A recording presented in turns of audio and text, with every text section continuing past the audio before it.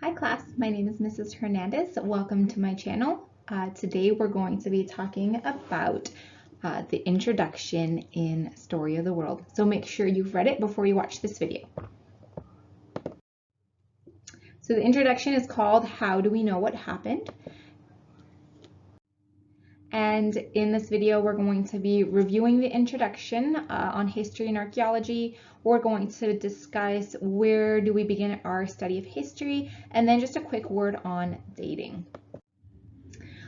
In your introduction, Susan Wise Bauer, the author of this book, says, in this book, we're going to learn about the history of people who lived a long time ago in all different countries around the world. We're going to learn about the stories they told, the battles they fought, and the way they lived, even what they ate and drank, and what they wore. And I just added this in because I think it's a great summary of what we're going to be studying this year.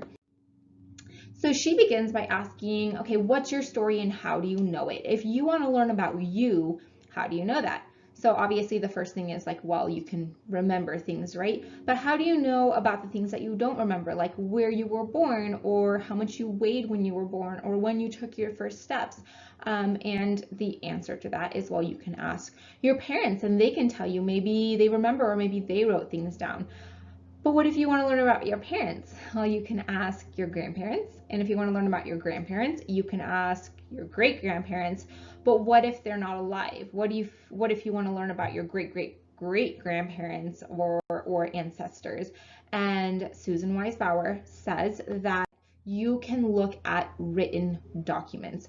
And she defines historians as people who read letters, journals, other documents, and monuments to find out what happened in the past, and therefore history as the story that emerges from these written documents. So if you go into the past, whether it's a recent past or it's very, very ancient past, like we are going to be studying this year, and we look at the written documents, the things people wrote down, that is studying history. And she also says that you can learn about the past in another way. And you read this really neat chapter or this section about this person who goes and he discovers all of these things about people through looking at the things that they used in the place that they lived, or the places that they lived. And these people are called archaeologists. And they are defined, or this term is defined, as people who discover information about the past from things left behind. And so therefore, archaeology is the study of the past through material things, excavation of sites, and an analysis of artifacts. And so in your introduction, we say that you can learn about history of specifically ancient people, because that's what we're studying in this class, in two different ways. So first, you can learn about it through history. You can learn about people through history, and that's through, again, written documents, letters, monuments, journals, stories, or whatever else you can find. You can also learn about the past through archaeology, tools, pottery, toys, buildings, weapons, clothes, whatever it is that people left behind that you can find. So with that being said, okay, so we can study history through written documents, we can study through archaeology, but where do we start our study of history? How do we know where to begin?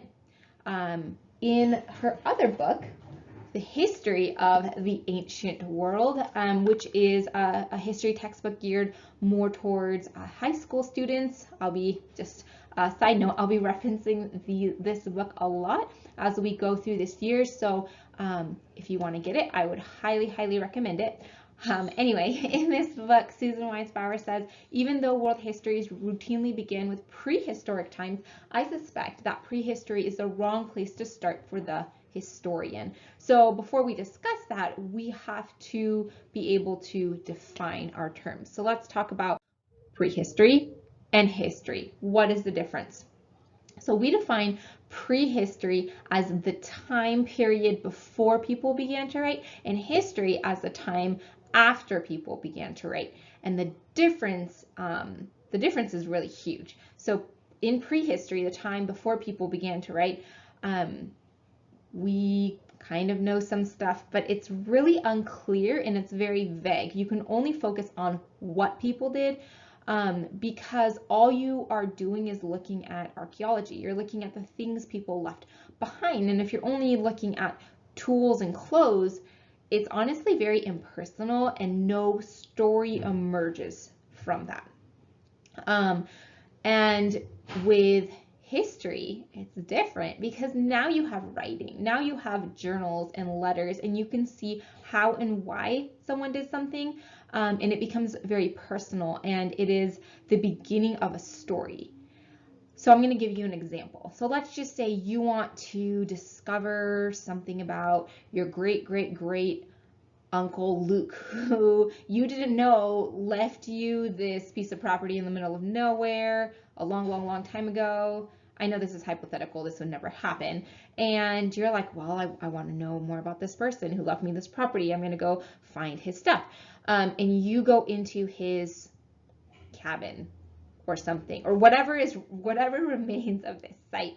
And you dig up like a bowl he used to use, and you find some old like bullet shells, and you find his skeleton, and you find a metal bed or something. If you found those things, what can you actually tell me about him? You know that he lived in a time, and I'm probably completely wrong, but you lived in a time when he used wooden bowls and metal beds. That's it. Let's just say he never knew how to write, and so you just don't know this information. And let's say you go down to the courthouse and you're like, I want to know when he was born, when he died, like, was he married, did he have kids, and there was no record of him. You literally would not know anything about him. But let's just say you went to the backyard, you decided to dig, and you found his wife's journal that she left writing all of these things about him. Suddenly, you see his personality, a story emerges, you find out about his kids, you find out about what he likes, what he didn't like, and so that's the difference between prehistory and history. So we have to ask ourselves, so again, where do we begin our study of history? And we are going to start with history. We are going to start with the earliest written documents, which is around that we know of, that we have, is dated about 3000 BC. Now I know you guys are going to ask, but Mrs. Hernandez, what about Genesis? What about creation? What about Adam and Eve? What about Cain and Abel? What about their kids? Aren't those things important too? And I say yes, 100%, absolutely yes. I believe that the Bible is true, that everything in it is the utmost importance to us.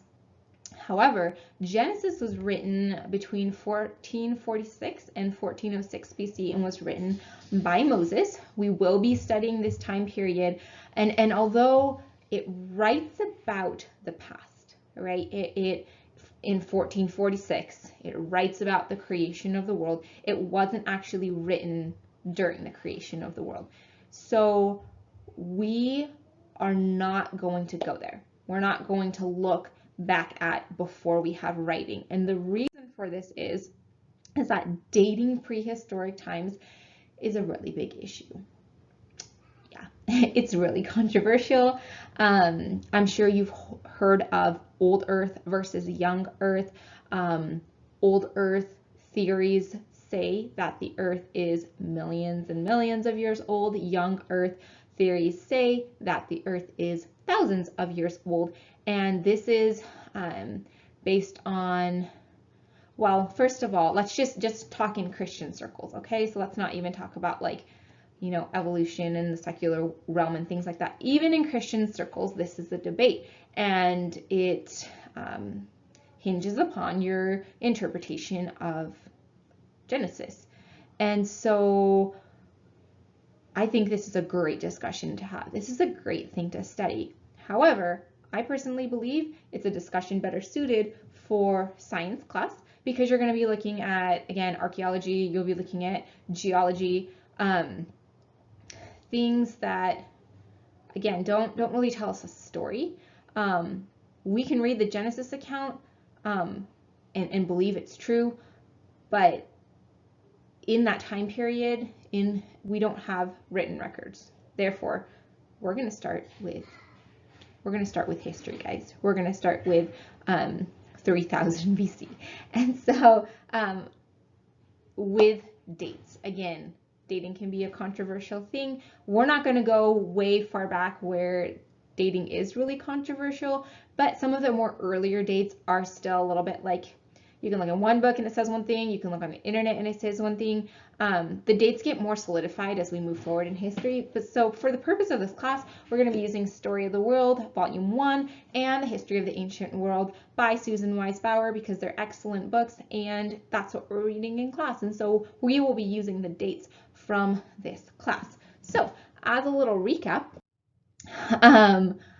I hope you're excited to study ancient history. I hope you're excited to be detectives, to be historians, to what did I just say? To be historians and to go back to the past and read records from way far back as we can go, and see what people were like and see how they lived and see how things have changed and also not really changed since then. So excited to have you along, and I will see you next time.